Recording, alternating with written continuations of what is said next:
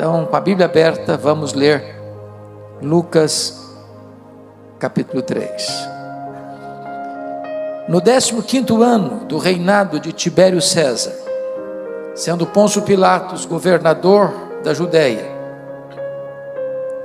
Herodes tetrarca da Galileia, seu irmão Filipe tetrarca da região da Itureia e Traconites, e Lisânias tetrarca de Abilene, sendo sumos sacerdotes Anás e Caifás, veio a palavra de Deus a João, filho de Zacarias, no deserto.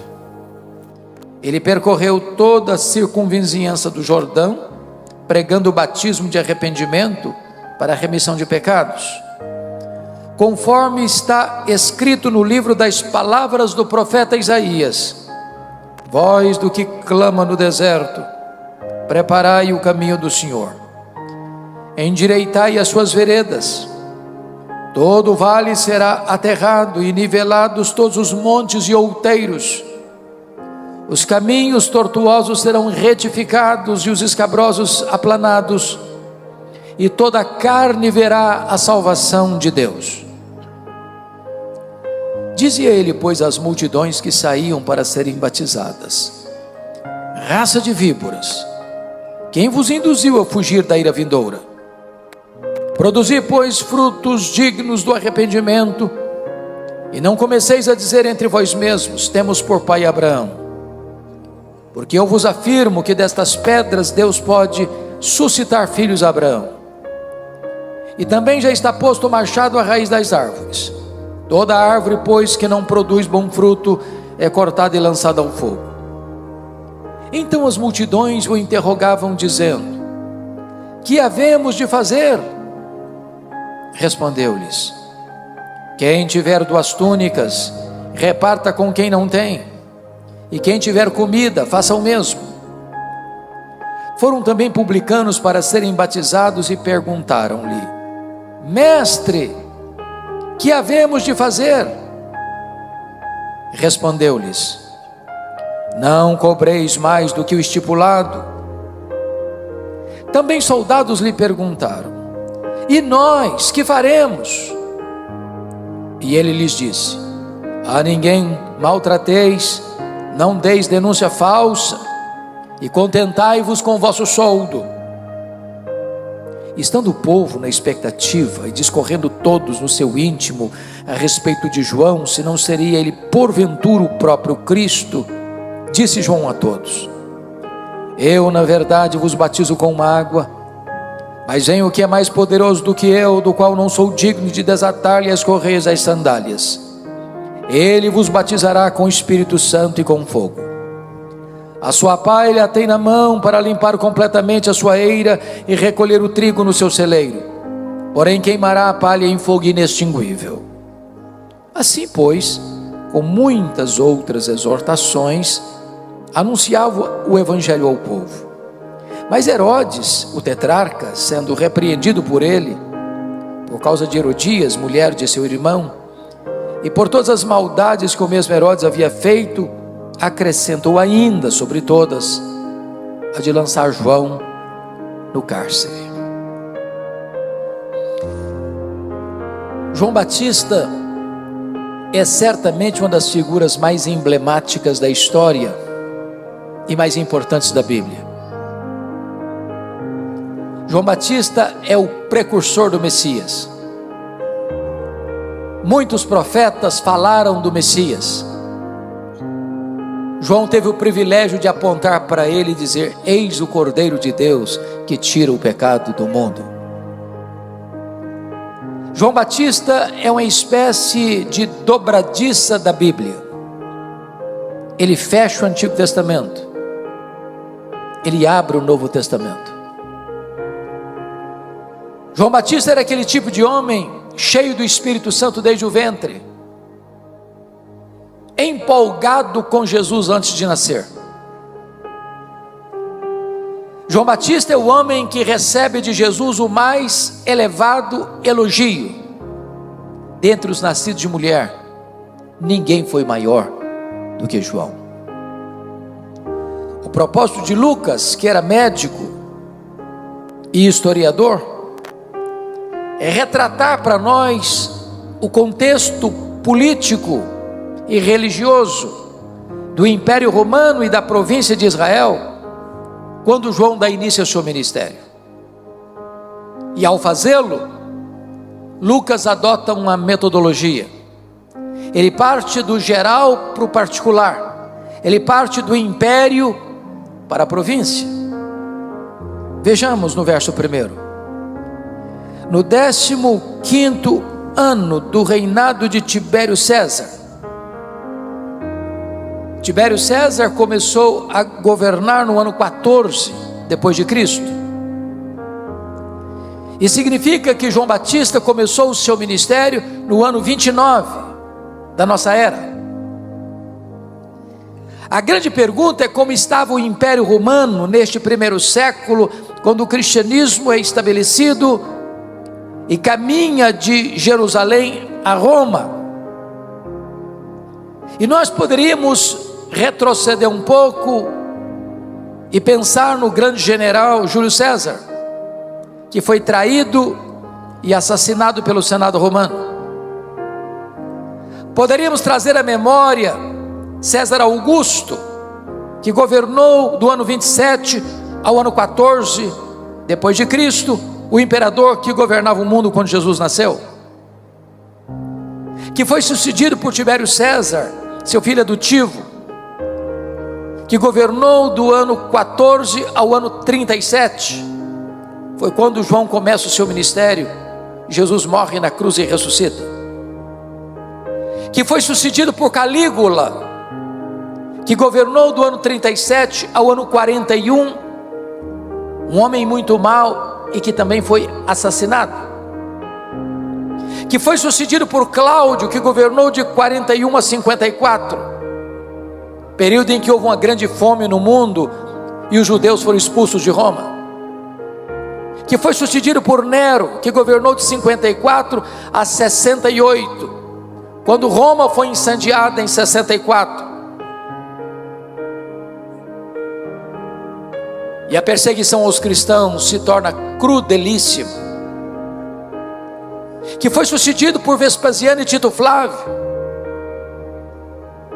que vai até o ano 81, período em que se constrói em Roma o Coliseu Romano, a arena da morte, e se dispersa os judeus na queda de Jerusalém, uma dispersão que durou mais de 1800 anos, até 14 de maio de 1948, que foi sucedido por Domiciano, que governou de 81 a 96, quando João é deportado para uma colônia penal, para a ilha do Mar Egeu, para a ilha de Patmos, onde escreve o livro de Apocalipse. Por que estou lhes trazendo esse breve registro? Apenas para demonstrar uma coisa: a maioria dos líderes mundiais atesta do poderoso Império Romano. Quando o cristianismo foi estabelecido, eram homens maus, perversos, sanguinários. O cenário político do Império Romano era cinzento. Mas a pergunta é: como é que estava o cenário político da província de Israel quando João Batista dá início ao seu ministério? Volte os olhos de novo para o verso 1. Sendo Pôncio Pilatos governador da Judéia, Herodes tetrarca da Galileia, seu irmão Filipe tetrarca da região de Itureia e Traconites, e Lisânias tetrarca de Abilene. Eu não sei se você percebeu, mas há algo muito estranho nesse versículo 1. Há uma ave estranha no ninho dos filhos do rei Herodes. O primeiro nome da lista não é da família herodiana. O primeiro nome da lista é um governador romano, Pôncio Pilatos. Por que não está aqui o tetrarca Arquelau, tetrarca da Judéia, conforme Mateus 2:22? E em lugar do Arquelau está Pôncio Pilatos. Por que Pôncio Pilatos caiu aqui de paraquedas? O que aconteceu? Entender isso é fundamental para interpretarmos esse texto. E eu preciso da sua paciência e da sua atenção, porque gostaria de trazer uma breve explicação por que tem Pôncio Pilatos aqui e não o tetrarca Arquelau, tetrarca da Judéia. Para isso, vamos recuar ao ano 586, quando Jerusalém caiu nas mãos da Babilônia e foi levado para o cativeiro. O cativeiro durou 70 anos. Quando Israel retorna à sua terra, depois de 70 anos de cativeiro, quem governa o mundo não é mais a Babilônia, é um outro império, o Império Medo-Persa, que caiu nas mãos de um outro império, o Império Greco-Macedônio, Filipe da Macedônia, Alexandre o Grande, que espalha a cultura grega, a cultura helênica, que espalha uma língua universal, o grego. Com a morte de Alexandre o Grande, precocemente, não tendo ele herdeiro para o trono, o seu vasto império foi dividido entre 4 generais. Israel, o que nos interessa aqui, ficou ora sob o comando dos Ptolomeus do Egito, ora sob o comando dos Seleucidas da Síria. Foi nesse interregno que se faz a tradução do Velho Testamento para o grego, versão que vocês conhecem como Septuaginta. Foi no governo Seleucida de Antíoco IV, também é chamado de Antíoco Epifânio, que o templo de Jerusalém foi profanado, levantando-se altares a deuses pagãos e sacrificando porcos no altar do templo de Jerusalém, profanando a casa de Deus. Isso provoca uma guerra, quando Matatias Macabeu, Judas Macabeu, não suportando esta afronta e esta profanação, declaram guerra aos Seleucidas e ganham a guerra, libertando Israel do domínio estrangeiro e formando um governo asmoneu em Israel. No ano 63 a.C., Pompeu conquista Israel e agrega Israel ao vasto e poderoso Império Romano, nomeando na época Antípater como rei sobre Israel. Com a morte de Antípater, fica mais fácil entender agora, seu filho Herodes, que nós chamamos de Herodes o Grande, ou Herodes I, recebe do imperador César Augusto o título de rei dos judeus. Era um homem de grande experiência administrativa e um exímio gestor. Foi ele quem ampliou e embelezou o templo de Jerusalém, tornando-o mais magnificente que o templo de Salomão. Foi ele quem construiu o porto de Cesareia, abrindo o comércio para o mundo e facilitando as viagens missionárias. Foi ele quem construiu a fortaleza de Massada, às margens do Mar Morto, para onde fugiram cerca de 1000 judeus, quando Jerusalém foi tomada no ano 70. Foi ele quem construiu a fortaleza de Massada, ou melhor, a fortaleza da Antônia, onde Jesus foi julgado por Pôncio Pilatos. Porém, esse homem tinha um grande problema. Ele tinha muito medo de perder o poder. Ele era um homem radicalmente violento.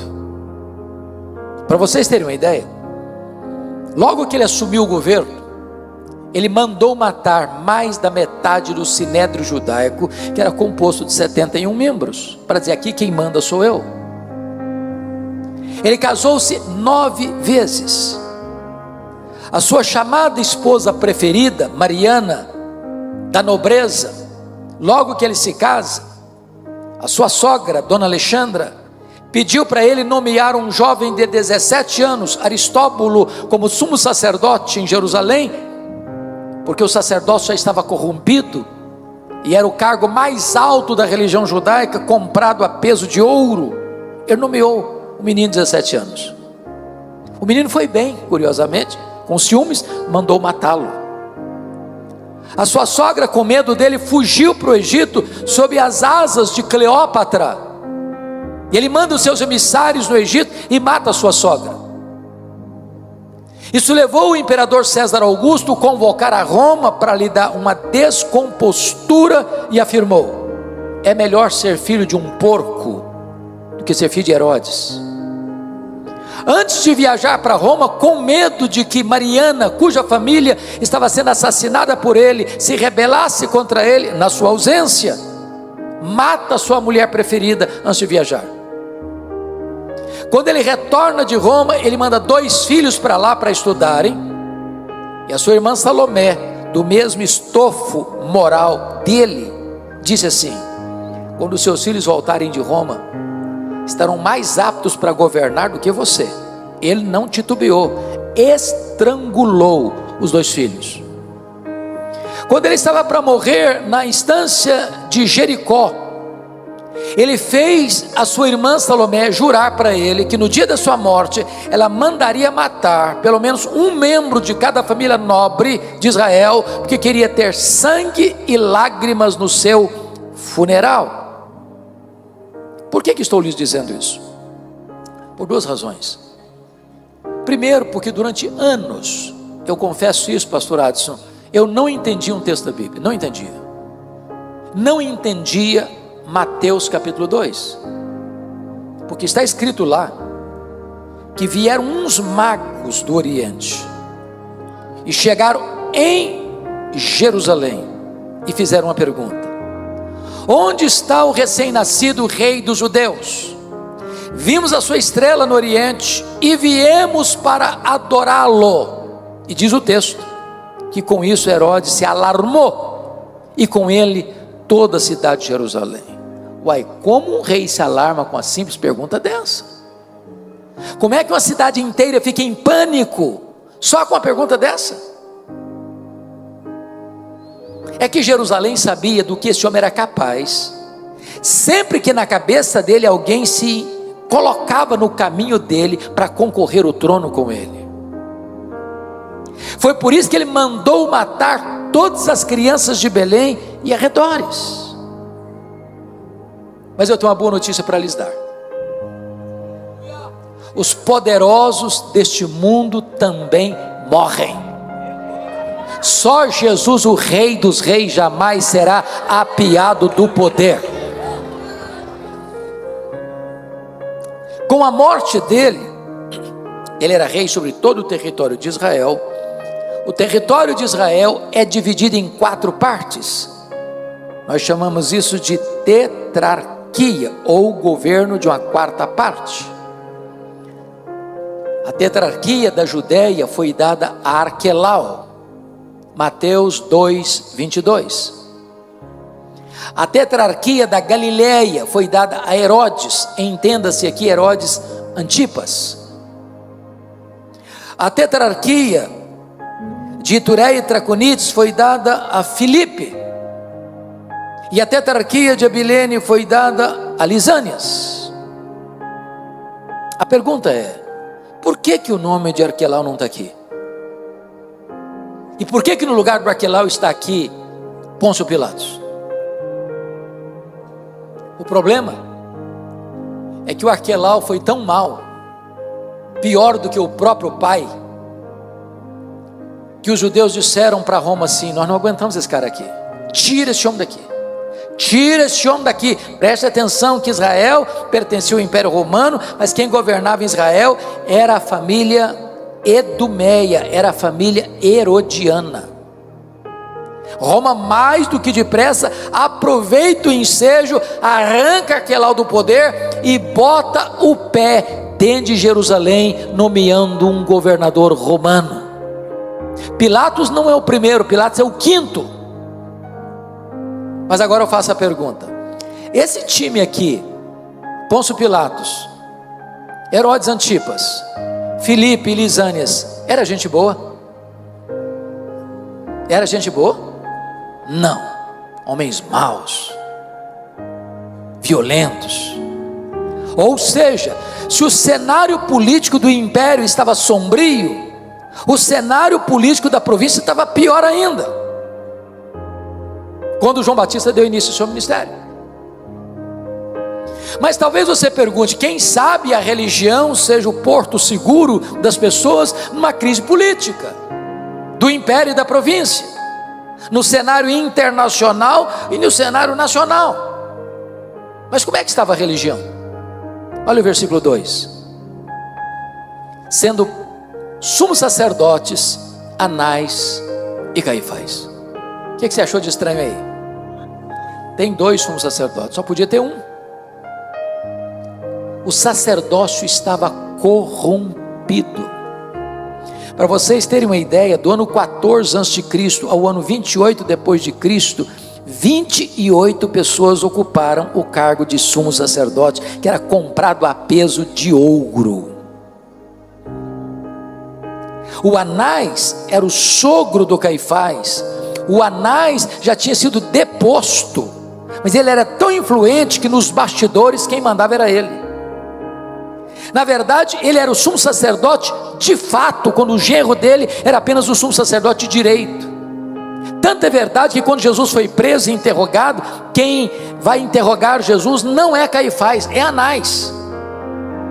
Mas quem vai dar a canetada para enviá-lo ao governador é Caifás. Ou seja, a religião está corrompida também.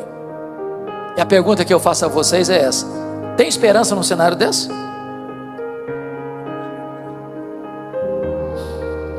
Agora olha para o mundo hoje, cenário internacional, de uma agenda global anticristã, de ideologias que vão se aninhando jeitosamente, propositadamente, para destruir os valores cristãos e destruir os valores da família. E você pergunta: tem esperança num cenário desse? E você olha para o Brasil e vê a mesma agenda perversa nos 3 poderes constituídos, e você pergunta: tem esperança num cenário desse? E eu quero dizer para vocês que quando o cenário está muito cinzento e você não vê uma janela aberta e uma luz no fim do túnel, Deus é poderoso para entrar na história, virar o placar do jogo, virar a mesa da história e criar um fato novo. Porque é nessa conjuntura que está escrito: veio a palavra de Deus a João, filho de Zacarias, no deserto. Deus pode trazer um avivamento nas horas mais sombrias da história.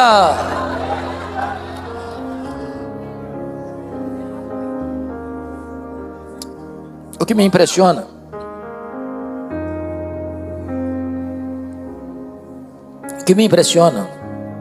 é que João é um cara estranho, que se veste de maneira estranha, se alimenta de comida estranha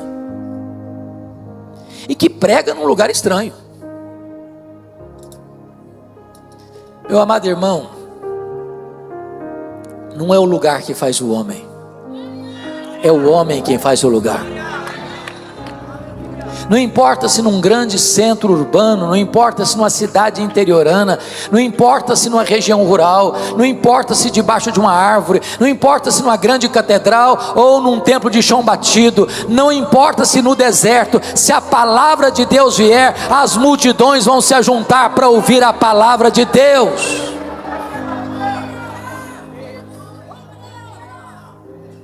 Agora observe comigo o verso 3, porque está escrito aí o seguinte: ele percorreu toda a circunvizinhança do Jordão. Isso não é uma informação, isso é uma agenda, isso é uma metodologia. Leia os profetas, leia João Batista, leia Jesus, leia os apóstolos, e todos eles pregaram lá fora, onde as pessoas estavam. Hoje nós queremos que as pessoas venham cá dentro, onde nós estamos. Eles gastaram as solas dos sapatos, nós gastamos o assento dos bancos. Eles tinham uma agenda centrífuga, nós queremos ter uma agenda centrípeta. Se nós quisermos impactar o mundo, nós teremos que ir lá fora onde as pessoas estão. Agora notem, tem 400 anos que ninguém prega. De Malaquias a João Batista são 400 anos. Chamamos esse período de interbíblico ou de silêncio profético. Tem templo, tem música, tem festa, tem sacrifício, mas não tem palavra de Deus. Depois de 400 anos, a palavra de Deus veio a João. E alguém podia dizer para ele: Senhor João, esse povo não está acostumado com Bíblia, então vá devagar, pega leve, porque se você pregar uma mensagem muito forte, eles não vão aguentar. Só que João não era um profeta da conveniência. João não era um alfaiate do efêmero, João era o escultor do eterno. João não pregava para agradar seu auditório, João pregava para levá-los ao arrependimento. João não pregava para receber um tapinha nas costas depois do culto, ele pregava para confrontar as pessoas com a verdade. E o que ele prega? Batismo de arrependimento para remissão de pecados. Ou seja, a não ser que você mude a sua cabeça, a não ser que você mude o seu coração, a não ser que você mude a sua jornada e a sua vida, não há chance de perdão e salvação. Irmãos, em muitos púlpitos no Brasil não se escuta mais mensagens sobre arrependimento. É autoajuda, é coaching, passar a mão na cabeça, passar pano, é fazer cócegas na vaidade humana. O papel do pregador não é agradar os ouvintes, é levá-los ao arrependimento e à fé salvadora. Mas notem comigo, que depois de 400 anos que ninguém prega, esse homem se levanta para pregar. A pergunta é: de onde ele tirou essa mensagem? Ele é a fonte da mensagem? Ele é a origem da mensagem? Ele é o criador da mensagem? E o versículo de número 4 responde: conforme está escrito nas palavras do profeta Isaías. O pregador não é a fonte da mensagem, o pregador não cria a mensagem não é do pregador. O pregador é apenas um servo da mensagem, ele é um veículo da mensagem. A mensagem não é dele, a mensagem é de Deus. Deus não tem compromisso com a palavra do pregador, Deus tem compromisso com a sua palavra. A promessa de que não volta vazia não é a palavra do pregador, é a palavra de Deus. Então, quando você for pregar, abra a Bíblia e pregue a Bíblia.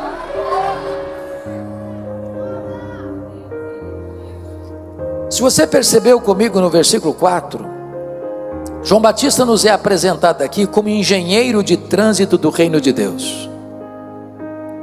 Voz do que clama no deserto: preparai o caminho do Senhor, endireitai as suas veredas.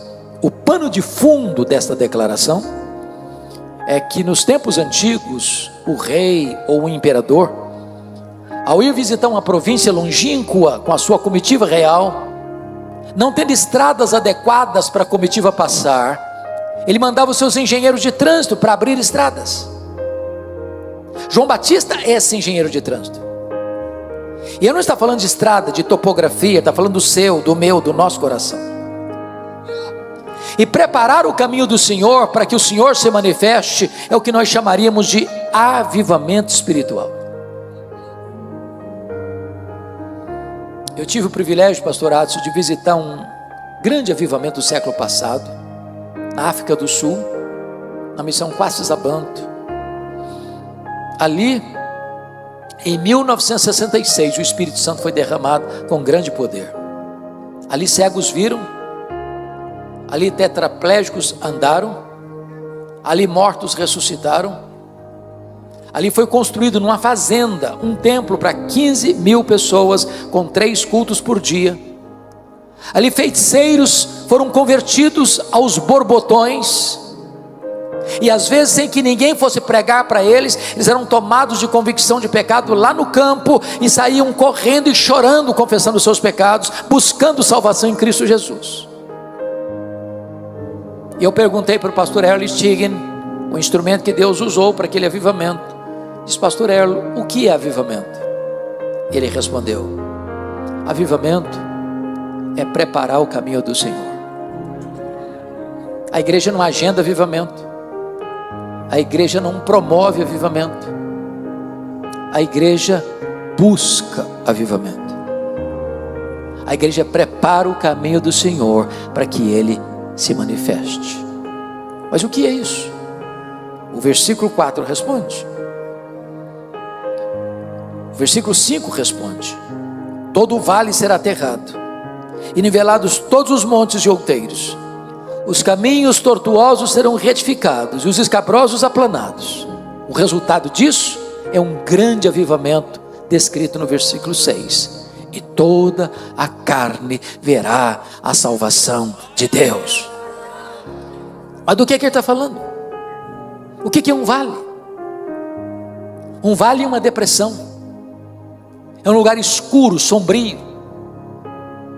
Isso retrata as cavernas da nossa alma, as gavetas secretas do nosso coração, aquelas áreas sombrias onde se aninham pecados ocultos. Enquanto isso não for aterrado, enquanto isso não for tratado, enquanto isso não for resolvido, as chuvas do avivamento são retidas. O que são os montes de outeiros? Soberba. Onde tem nariz empinado, onde tem vaidade e arrogância, aí o Senhor não age, avivamento não chega, porque Deus resiste ao soberbo. O que é o caminho torto? É vida dupla, é hipocrisia, é falta de integridade. E onde há máscaras espirituais, aí o Senhor não age. O que é o caminho escabroso? A palavra significa fora do lugar. O que é que está fora do lugar na nossa vida? Enquanto a nossa vida não estiver alinhada com a boa, agradável e perfeita vontade de Deus, as chuvas são retidas. Mas quando a igreja acerta a sua vida com Deus, quando a igreja experimenta uma profunda reforma espiritual, então chega o poderoso avivamento mandado por Deus desde as alturas, e toda a carne verá a salvação de Deus. Mas uma outra pergunta ao texto: quem estava ouvindo João Batista no deserto? Notem comigo, versículos 7 e 10, que Lucas fala não de multidão, mas fala de multidões. E quando você lê Mateus 3, Marcos 1, Lucas 3, você vai entender por que fala de multidões. Porque toda a circunvizinhança do Jordão estava no deserto, toda a província da Judéia estava no deserto, toda a cidade de Jerusalém estava no deserto. Agora você vai ler no versículo 12, fala aí que os publicanos estavam lá. E você vai ler no versículo 14, e você vai ver que os soldados estavam lá. Por que é importante ressaltar isso? Há muitos estudantes de teologia, e nós estamos aqui diante de uma classe de acadêmicos de teologia, Brasil afora, que ao terminar um curso de bacharel, por exemplo, o sonho de muitos não é pastorear, é avançar para um mestrado, e depois aproveita o ensejo e já se matricula num doutorado. Para não perder o pulo, já fazem um pós-doc, e aí se tornam especialistas numa área, por exemplo, crescimento de igreja. Mas ele nunca plantou um ponto de pregação, ele nunca começou um estudo bíblico num grupo familiar, mas ele é especialista em crescimento de igreja. É um teórico. E muitos desses teóricos estão ensinando o seguinte: você quer plantar uma igreja relevante? Você tem que plantar uma igreja homogênea. E o que é isso? Por exemplo, alguns dizem: não, eu vou plantar uma igreja para alcançar a classe média alta da minha cidade, porque eu quero gente com dinheiro para investir no reino. O que vai fazer? Plantar uma igreja do lado de um condomínio de alto padrão. Outros dizem: não, eu vou plantar uma igreja para alcançar a elite intelectual da cidade. Eu quero os acadêmicos, eu quero os professores, eu quero gente formadora de opinião, eu quero gente que possa influenciar a cultura da nossa cidade. Vou plantar uma igreja onde? Do lado de um grande centro universitário. Outros dizem: não, eu vou fazer outra coisa, eu vou fazer uma opção pelos pobres. Eu vou plantar uma igreja no bairro mais carente da minha cidade, porque a minha opção é pelos pobres. Quando eu leio a Bíblia, eu não vejo nada disso. Nada disso. Preste atenção nisso. A igreja de Deus é o único lugar do mundo onde o homem mais rico da cidade se assenta do lado do homem mais pobre da cidade, e eles são rigorosamente iguais. Iguais. A igreja de Deus é o único lugar do mundo onde um diácono, sendo o maior empresário da cidade, carrega a cadeira nas costas para um pedreiro sentar, e sentar com honra. Deus não olha a conta bancária, Deus não olha os diplomas da parede, Deus não olha a cor da pele. Para Deus todos são iguais.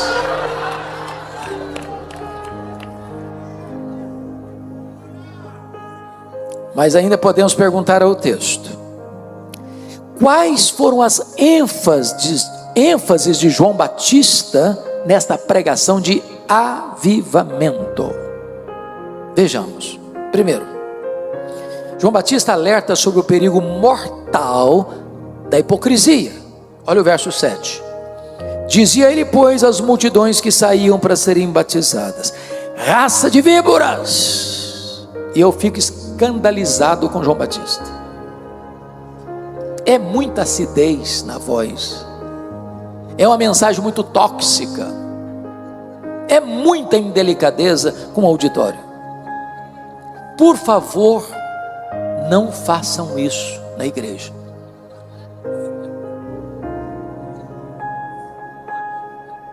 Eu não sei se o Adson fizer isso aqui, se vai dar certo. É melhor não fazer. Agora, eu só consigo interpretar Lucas 3,7 à luz de Mateus 3,7. O que é que está lá no texto paralelo que não está aqui? Lá está escrito que quando João olha essas multidões vindo, ele vê muitos fariseus e saduceus. Então diz: raça de víboras. Eu não sei quanto a você, mas tem hora que quando eu começo a ler a Bíblia, não me dá quase urticária quando começo a ler sobre os fariseus. Pensa num time complicado. Andava com lupa para enxergar os pecados dos outros, mas não viam os seus próprios.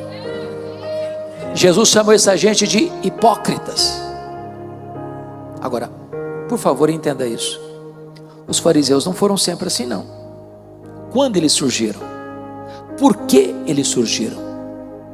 Eles surgiram exatamente nesse período interbíblico para resistir à avalanche de influência da cultura grega, da helenização, diríamos hoje. Eles resistiram à secularização da igreja da época. Era um grupo de reforma e reavivamento, que lutavam pela ortodoxia e pela piedade.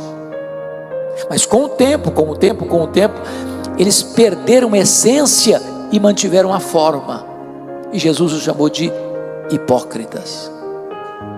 Quem eram os saduceus? Era também do mesmo período um grupo de resistência à cultura helênica, que primava pela ortodoxia e pela piedade da elite da sociedade, mas sucumbiu rapidamente à cultura grega. É por isso que eles não acreditavam em anjos, não não acreditava em ressurreição, não acreditava em todo o Velho Testamento, só no Pentateuco. E eles tornaram-se colaboracionistas de Roma e ganharam como moeda de troca a mina de ouro da religião judaica, que era a exploração do templo. Vocês sabem que tudo girava em torno do templo. Nas festas, por exemplo, caravanas iam do mundo inteiro a Jerusalém, a população quintuplicava, porém, nenhum adorador podia vir do seu lugar mais longínquo da terra e com dinheiro estrangeiro comprar sequer um cordeiro, uma pomba, uma rola para sacrificar. Tinha que primeiro trocar a moeda. E não podia trocar fora do templo, não, tinha que trocar lá na praça do templo com os cambistas, com taxas abusivas para embolsar essa grana. Nenhum adorador podia trazer de casa um cordeiro, uma pomba, uma rola, tinha que comprar lá na praça do templo e por preços abusivos, para eles se enriquecerem. Foi por isso que Jesus pegou o chicote e virou as mesas, e abriu as gaiolas, e abriu os currais de ovelhas, e disse: vocês estão transformando a casa do meu pai, casa de oração, em covil de salteadores. O que é um covil? É o lugar que o ladrão rouba e foge para lá para se esconder. Jesus está vendo essa gente vindo, e ele disse: raça de víboras. Por que ele disse isso? Porque para Jesus a hipocrisia é pior do que o veneno das víboras. Porque o veneno das víboras, quem botou nelas foi Deus, mas a hipocrisia quem bota no coração é o diabo. Segundo lugar, João Batista alerta sobre o perigo real do inferno. Olha o versículo 7, a parte B. Quem vos induziu a fugir da ira vindoura? E eu fico chocado de novo com João Batista. Meus irmãos, tem 400 anos que ninguém prega, e o camarada se levanta para pregar o primeiro sermão e prega sobre inferno. Mas tem tanta coisa boa na Bíblia para pregar: o amor de Deus, a graça de Deus, a bondade de Deus, e o cara vai pregar sobre inferno. Eu posso até garantir a vocês que os pastores que estão aqui presentes são testemunhas disso. Você nunca vai ver um pregador pregar um sermão sobre o inferno e receber um tapinha nas costas na porta da igreja.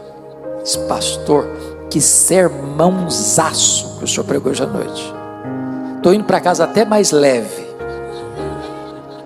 Dá ibope não. Mas é melhor ouvir sobre o inferno do que ir para o inferno. A terceira ênfase da pregação de João Batista, preste atenção nisso, ele alerta sobre o perigo do falso arrependimento. Olha o versículo 8: produzi, pois, frutos dignos do arrependimento. Não é arrependimento e novamente arrependimento, é arrependimento e frutos dignos de arrependimento. Por que é importante ressaltar isso? Porque floresce aqui em São Paulo, e Brasil afora, e mundo afora, uma falsa teologia, chamada de hipergraça, que diz para o pecador: venha como você está, e permaneça como você quiser. É a falsa graça que justifica o pecado e não o pecador. São as chamadas igrejas inclusivas. Vale tudo. Mas isso não é graça, isso é desgraça, que mantém as pessoas prisioneiras no pecado.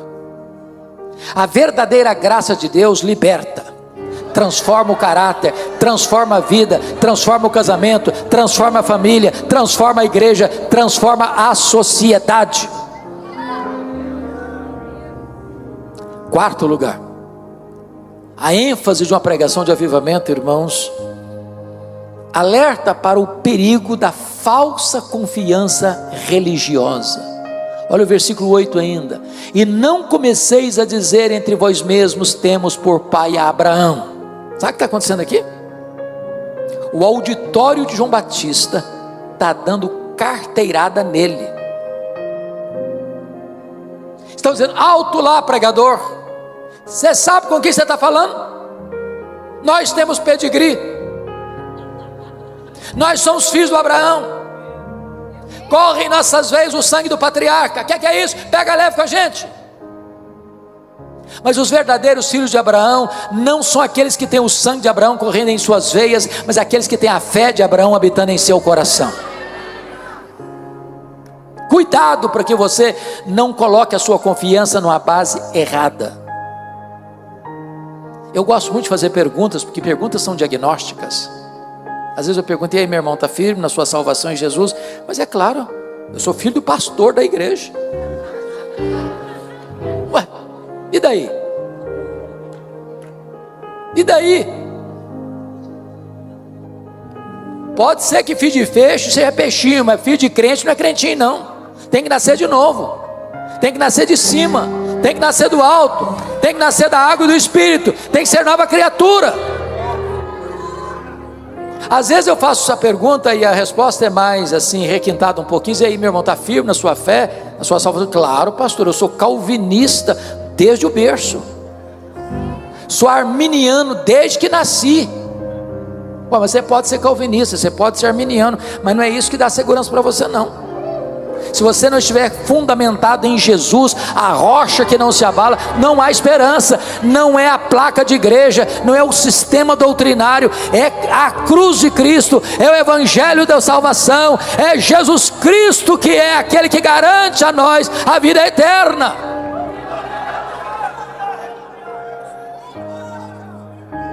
Mas em último lugar, a ênfase de João Batista num sermão de avivamento é mostrar o perigo, irmãos, de uma vida infrutífera. Olha o versículo 9: e também já está posto o machado à raiz das árvores. Toda árvore, pois, que não produz bom fruto, é cortada e lançada ao fogo. Sabe o que ele está dizendo? Você quer saber se o cara é crente mesmo? Não escute o que ele fala, veja o fruto que ele produz. Bom, vamos avançando no texto e fazer outra pergunta. Esse tipo de pregação produz resultado? E a resposta está no texto. Vamos ver o primeiro resultado, versículo 10 e 11. Então as multidões o interrogavam dizendo: que havemos pois de fazer? Respondeu-lhes: quem tiver 2 túnicas, reparta com quem não tem.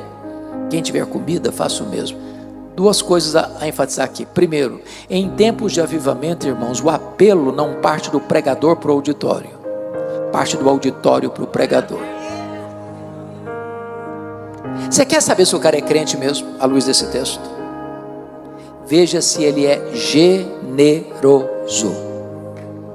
Não combina crente mão de vaca, pão duro, suvina, avarento. Crente tem o coração aberto, crente tem o bolso aberto, crente tem as mãos abertas, crente tem a casa aberta. Crente é generoso. Agora preste atenção: generosidade não é arrependimento. Ninguém vai para o céu porque dá roupa e comida para as pessoas. Generosidade é uma evidência do verdadeiro arrependimento e não um substituto do verdadeiro arrependimento. Segundo resultado, confira comigo os versos 12 e 13. Agora o grupo é mais um pouquinho requintado, joga um pouco de confete em Jesus. E diz aqui que também foram os publicanos para serem batizados e perguntaram-lhe: mestre, isso é rasgação de seda. Mestre, que havemos de fazer? Os publicanos, irmãos, eram as pessoas mais odiadas de Israel. Eram os cobradores de impostos, que oprimiam o povo, saqueavam o povo. Eu estou falando agora de Receita Federal. Estou falando do leão. Está de olho em você. Roma naquela época não tinha todos os aparatos de recolhimento de tributos que se tem hoje. Então o que Roma fazia? Roma fazia uma concessão para que alguém recolhesse os impostos de uma determinada região com o compromisso de repassar aos cofres de Roma um valor devido, mas Roma não estava nem aí se essa pessoa cobrava muito mais para embolsar o resto da grana. E era isso que os publicanos faziam. E eles estão lá perguntando para João: ô João, e nós vamos fazer o que com seu sermão? João responde assim: não cobreis mais do que o estipulado. Você quer saber se o cara é crente mesmo? Veja se ele é honesto nos seus negócios. Veja se ele não passa a perna nos outros. Veja se ele não é desonesto nas suas transações comerciais. Veja se o dinheiro que cai na sua conta bancária é dinheiro limpo. Eu tenho rodado, pastor Adson Belo, esse país com você também. E eu acho que a igreja evangélica brasileira precisa de um choque ético. Tem muito crente enrolado. Tem muito crente mal pagador. Tem muito crente que dá cheque sem fundo. Tem muito crente que assume dívidas sabendo que não vai pagar. Tem muito crente que entra em esquemas de exploração e de corrupção, dando propina, recebendo propina para ganhar mais dinheiro. O evangelho transforma o caráter, a vida, as transações comerciais. O verdadeiro evangelho muda os parlamentares de Brasília, chamados de evangélicos. O verdadeiro evangelho muda a tessitura social. Porque olhem comigo o versículo 18, que o João Batista está pregando é o evangelho. Vamos ver a terceira resposta? Olha o versículo 14 comigo. Também soldados lhe perguntaram: e nós que faremos? E ele disse: a ninguém maltrateis, não deis denúncia falsa, contentai-vos com o vosso soldo, com o vosso salário. Do que ele está falando? Está falando de soldados romanos, fardados, estavam lá, ouvindo João Batista.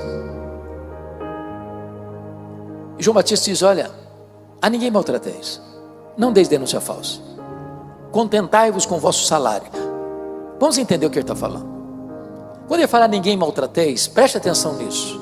Qualquer líder, seja ele militar, civil, religioso, tem que tomar cuidado. Porque às vezes a pessoa do topo da sua liderança pode olhar alguém de cima para baixo e machucar pessoas. No reino de Deus, a pirâmide está de ponta cabeça. O maior é o servo de todos.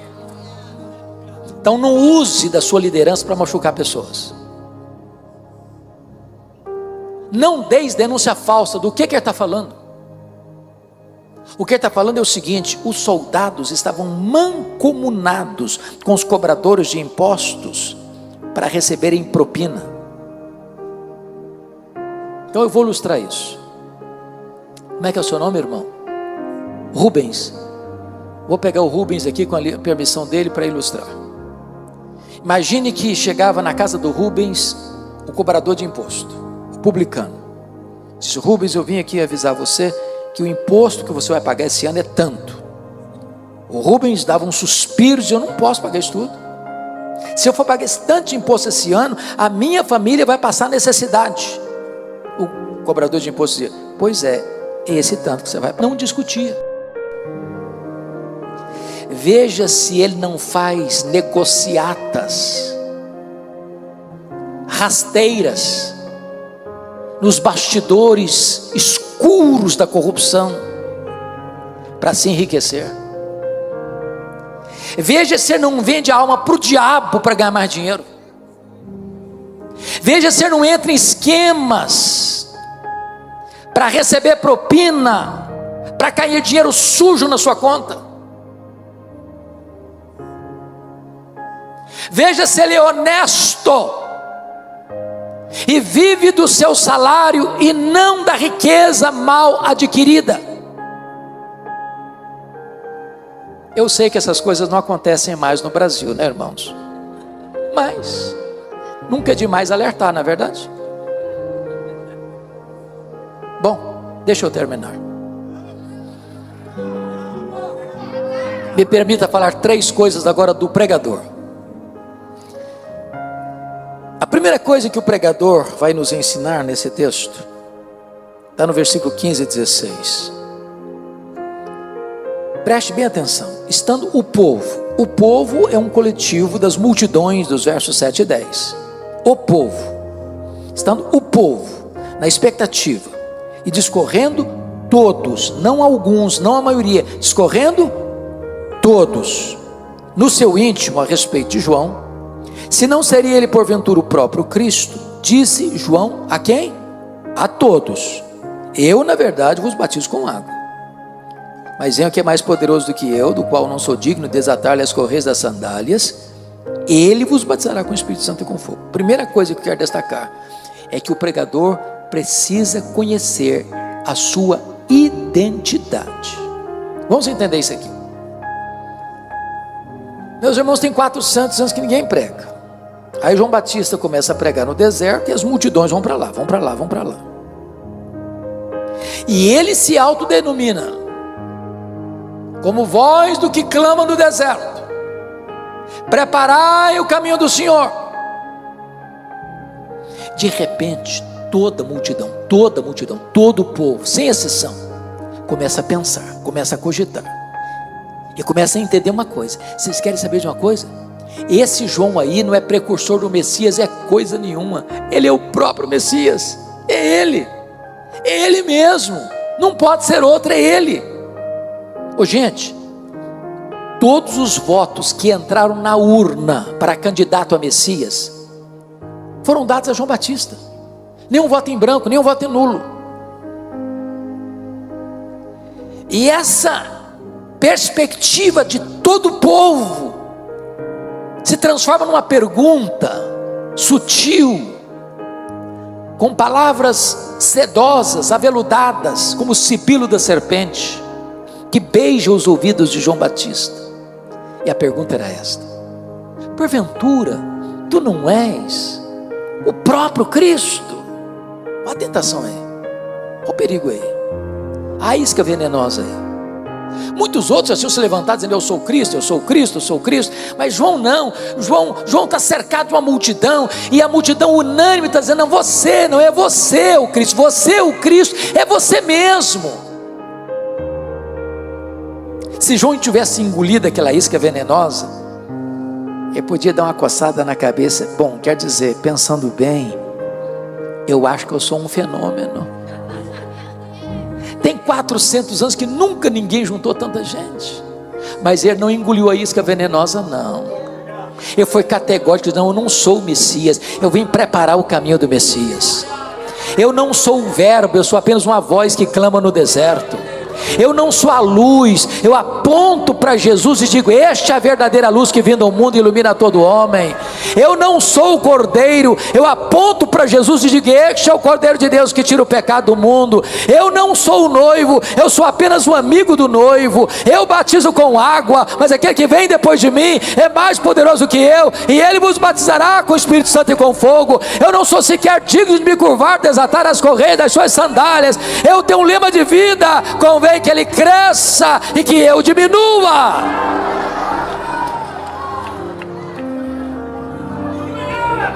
Irmãos amados, nunca queiram receber a glória que só pertence a Jesus.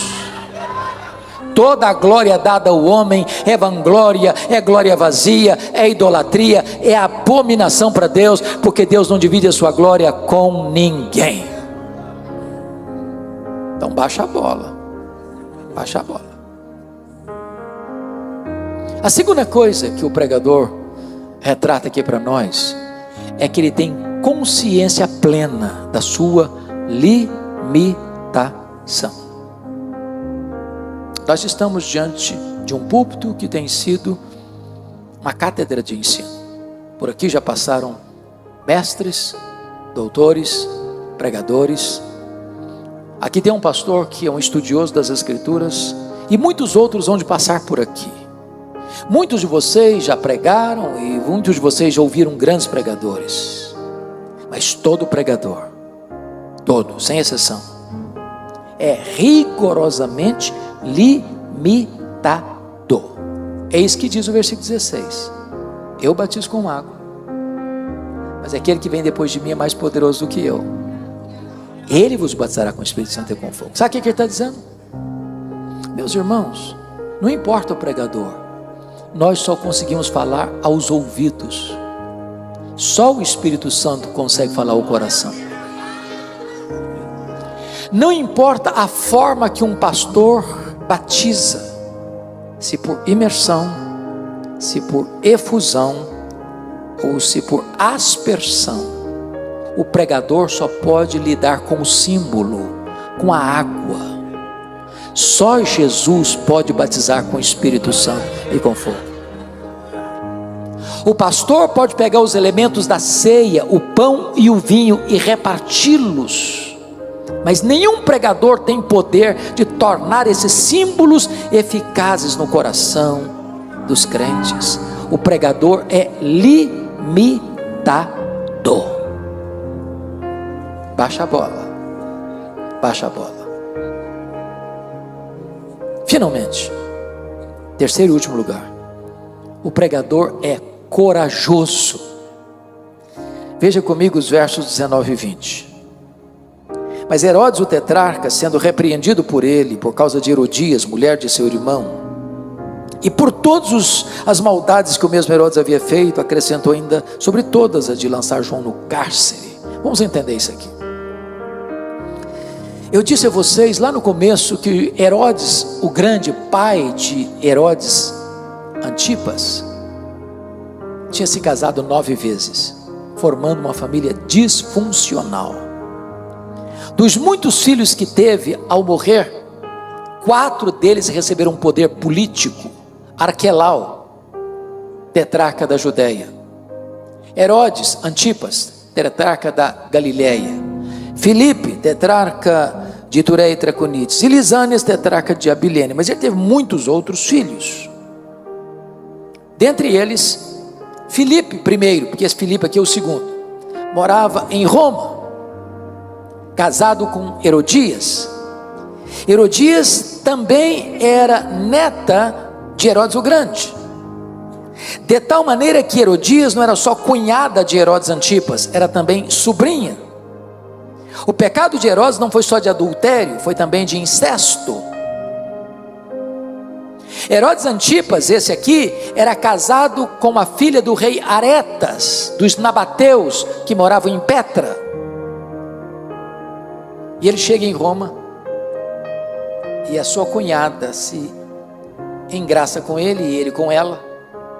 E Herodias disse para Herodes assim: se você me prometer se divorciar da sua mulher, a filha do rei Aretas, eu largo o seu irmão e vou com você para Galiléia.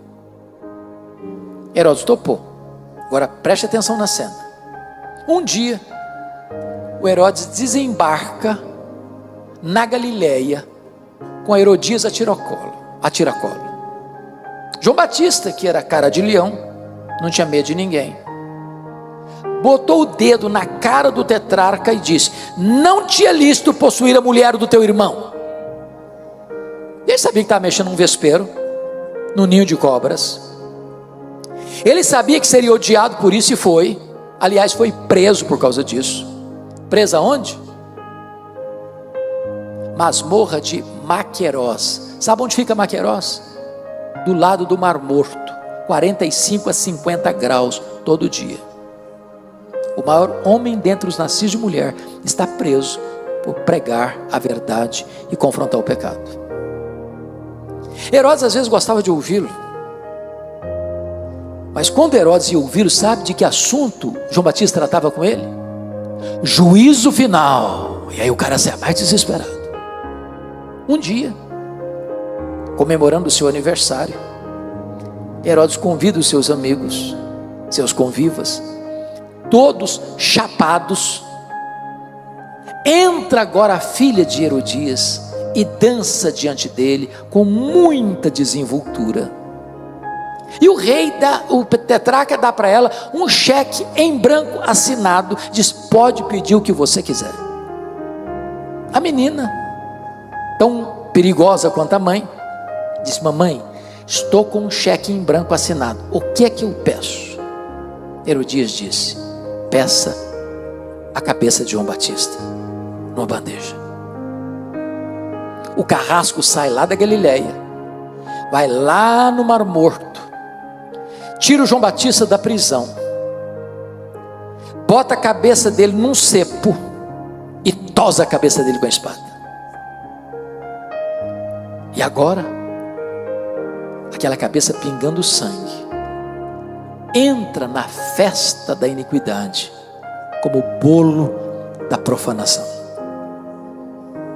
E você sai dessa festa, dessa cena, horrorizado, chocado, perplexo. Diz: meu Deus, que tragédia, que fim infeliz, inglório. Mas João Batista não pensava assim. João Batista entendia que é melhor você estar preso com a consciência livre do que você estar livre com a consciência presa. João Batista entendia que é melhor você perder a cabeça com honra do que você viver com desonra.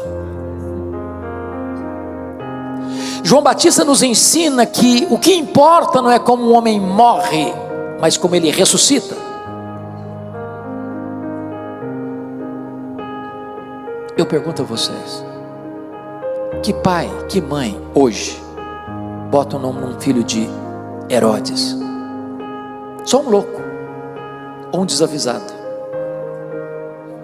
Mas João Batista, embora morto, ainda fala. A história dele ainda toca a nossa vida. O exemplo dele ainda nos inspira. E a morte dele nos encoraja. Eu não sei quanto a vocês, mas eu acho que nós estamos chegando num tempo muito complicado da história. Não tem espaço mais para crentes covardes. É hora de se posicionar e aprendermos o que João Batista viveu e nos ensinou com seu exemplo. Se vivemos, para o Senhor vivemos. Se morremos, para o Senhor morremos. Quer pois vivamos, quer pois morramos, nós somos do Senhor. Que Deus nos ajude nesta noite. Amém.